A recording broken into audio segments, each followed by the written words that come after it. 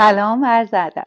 در این بخش با 10 خرابکار عمده ذهنی آشنا میشیم. اولین اونا قاضی به عنوان سردسته خرابکاران ذهنی عنصریه که همه ما از وجودش رنج میبریم. این عنصر خرابکار شما رو وادار میکنه دائما و یکسره در خودتون، دیگران و در اوضاع احوال و وضعیتتون در جستجوی عیب و نقص و خطا باشید. اون مولد بیشتر نگرانی‌ها، فشارهای روانی، خشم، نومیدی، شرم و احساس گناه در شماست. دروغی که این خرابکار برای توجیه حضور خودش به شما میگه اینه که بدون اون شما یا هر کسی دیگه به شخصی تنبل و بدون آرزو جاه طلبی تبدیل خواهید شد که به هیچ دستاورد شایان توجهی در زندگی دست پیدا نخواهید کرد. به همین دلیل ندای و اغلب به اشتباه به عنوان ندای استدلال یک عشق قوی و محکم شنیده و شناخته میشه، نه ندای اون خرابکار ویرانگری که واقعیت وجودیشه. عنصر دوم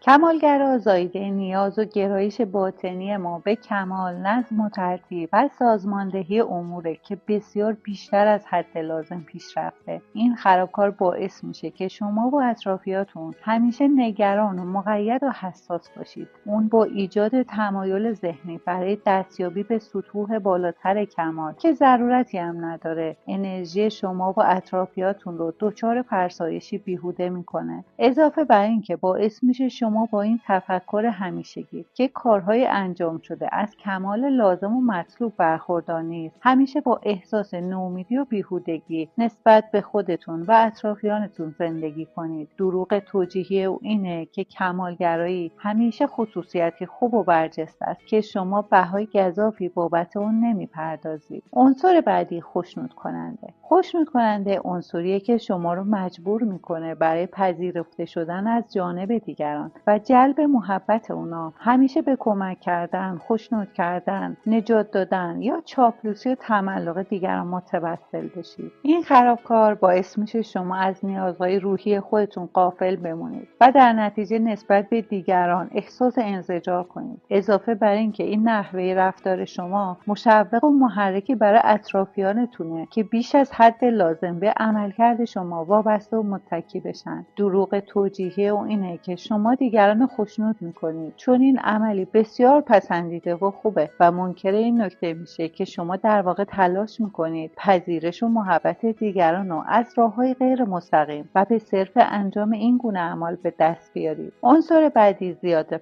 زیاده فعال شما رو وادار میکنه که به منظور احساس احترام و کسب اعتبار برای خودتون به تقلای دائمی و دستاورداتون متکی باشید. این عنصر خرابکار برای شاد بودن توجه و تمرکز شما رو عمدتاً به موفقیت‌های بیرونی معطوف میکنه، نه به فراهم آوردن بستری درونی برای شاد زندگی کردن. پیروی از این عنصر غالباً به گرایش‌های معتادگونه و ناپایدار به کار کردن میرسه و موجب میشه شما از نیازهای عاطفی عمیق‌تر خودتون و همینطور احساس لزوم برقراری ارتباط دوستانه با دیگران غافل بمونید. دروغ توجیهی او اینه که ارزیابی و پذیرش شخصیت شما باید منوط به عملکردتون و ارزیابی شرایط و دستاوردهای بیرونی شما باشه. عنصر بعدی قربانیه. اونجا عنصر قربانی از شما میخواد اینه که برای جلب توجه و محبت دیگران از حالتهای عاطفی خودتون استفاده کنید و همینطور به تغییرات ناگهانی در حالت و رفتار خودتون متوسل بشید. این کار مستلزم تمرکز بیش از حد و دائمی بر احساسات، به ویژه احساسات غم‌انگیز و دردناکه و اغلب به ایجاد نوعی حالت مشخص قربانی اوضاع بودن منتهی میشه. عواقب چنین وضعیتی اینه که شما انرژی ذهنی و عاطفی خودتون رو هدر میدید و اطرافیاتون هم از اینکه هیچ وقت نمیتونن شما رو به مدت طولانی خوشحال نگه دارن دچار احساس ناامیدی و استیصال و عجز و ناتوانی و گناه میشن. دروغ توجیهی او اینه که فرو رفتن در قالب شخصیت قربانی بهترین راهکار شما برای جلب توجه و محبت دیگرانه. عنصر بعدی زیاده منطقی. مبنای عنصر زیاده منطقی تمرکز شدید و ویژه بر فرایند منطقی سازی همه چیز از جمله روابط شخصیه. این عنصر خرابکار باعث میشه شما در قبال عواطف دیگران ناشکیبا باشید و اصولا عواطف رو بی ارزشتر از اون تلقی کنید که زمان یا توجه شما صرف اون بشه. وقتی تحت نفوذ عنصر زیاده منطقی باشین، به عنوان فردی سرد و بی احساس و بدور از واقعیات یا شخصی متکبر و خودخواه شناخته میشین. این عنصر دو کیفیت عمق و انعطاف پذیری رو در روابط شما، هم در محیط کار هم در زندگی شخصی، به شدت محدود میکنه و در عین حال موجب ترس اشخاصی میشه که از تحلیلگرایی ذهنی کمتری برخوردارند. دروغ توجیهی اون اینه که ذهن منطقگرا مهمترین و مفیدترین نوع هوش و ذهنیتیه که در اختیار شما قرار داره. عنصر بعدی زیاده مراقب. زیاده مراقب شما رو به احساس التهاب و نگرانی دائمی از تمامی خطرهایی که شما رو احاطه کردن و اون چه ممکنه رخ بده دچار میکنه. اون همیشه هوشیار و مراقبه و هیچ وقت آروم نمیگیره. نتیجه نفوذ او در ذهن شما مقادیر عظیمی فشار روانیه که شما اطرافیانتون رو از پا در میاره. دروغ توجیه او اینه که خطرهایی که شما رو احاطه کردن بزرگتر از اون هستن که به ظاهر نشون میدن و هوشیاری و مراقبت بی‌وقفه بهترین راه مقابله با اونهاست. عنصر بعدی ناآرام. عنصر ناآرام به طور مداوم در جستجوی هیجان بیشتره و این کار رو از طریق مشغول نگه داشتن دائمی و جهش بدون وقفه از یه فعالیت به فعالیت بعدی انجام میده.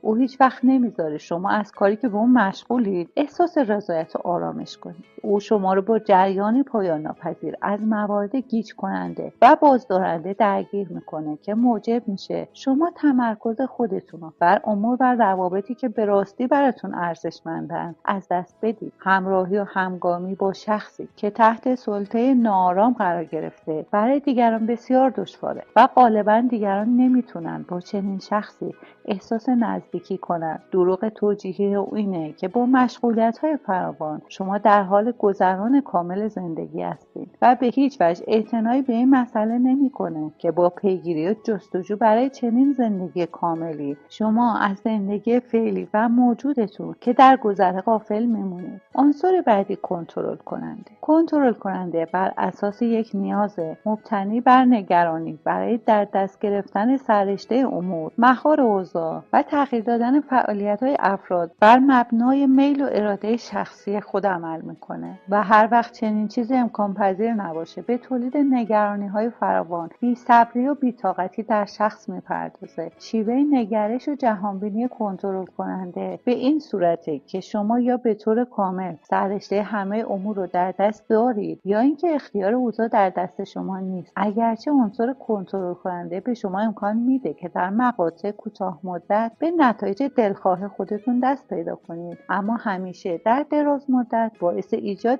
بیزاری و انزجار در دیگران میشه و مانع از این میشه که اونها تمام توان و ظرفیت‌های موجود خودشون رو به کار بندازن و مورد استفاده قرار بدن. دروغ توجیهی او اینه که شما برای تولید بهترین نتایج از کارکرد اطرافیان و زیر دستاتون قطعاً به کنترل کننده نیاز دارید. و آخرین عنصر اجتناب کننده است. اجتناب کننده به نحوی بیش از اندازه بر نکات مثبت و خوشایند امور متمرکزه. او از هر گونه مورد دشوار و ناخوشایند یا هر گونه اختلاف نظر و درگیری اجتناب میکنه. او شما رو به عادت به تعویق انداختن امور و اجتناب از هر گونه درگیری دچار میکنه. نتیجه نهایی عملکرد اون جوشش و انفجار ویرانگرانه درگیری‌های خصمانه‌ایه که بر اثر اغماض دراز مدت و اجتناب از حل و فصل اونها به قدرتی چرکین تبدیل شدن و همین امر موجب تأخیر در انجام کارها میشه. دروغ توجیهیش اینه که شما برخوردی مثبت با مسائل دارید و این نوع رفتار شما به هیچ وجه به مفهوم اجتناب از رویارویی با مشکلات نیست. عزیزان، اینا 10 مورد از عمده ترین خرابکاران ذهنی بودن. روز خوشی رو براتون آرزو میکنم.